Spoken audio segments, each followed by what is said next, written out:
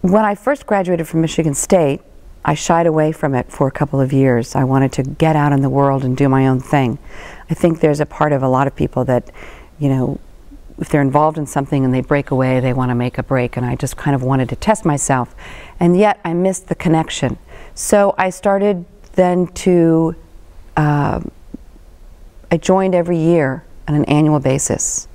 And I was receiving mail and the newsletter and the magazine, and I got drawn in by the connection and what I was not getting or what other people were getting, or looking back and reading about people that I'd gone to school with or people that had been to school here.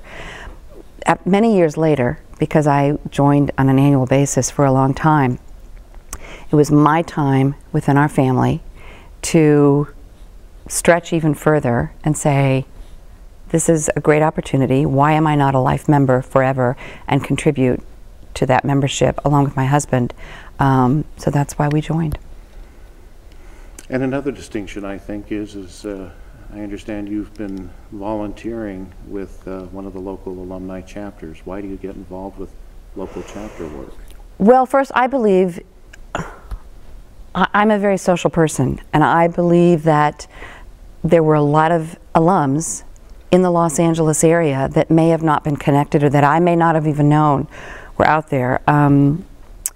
So I became involved a few years ago, and there were all sorts of ages, young and old, some who had been with the LA alum for a long, long time, and others who had just moved to LA and were lost and, you know, wide-eyed and starry-eyed. So I joined, and it's a very small, it's not a small organization, but for living in a large town, we still have to bring in a lot of alums and gather them together. We're doing more and more events, but I also volunteered for college fairs to bring MSU to the local high schools way out there on the West Coast and tell them how great a Midwestern Big Ten school is to attend. And so that's been a lot of fun.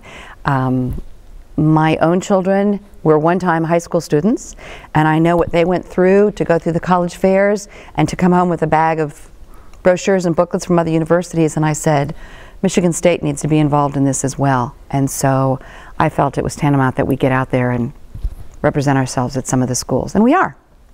Is it tough to sell Michigan State in California?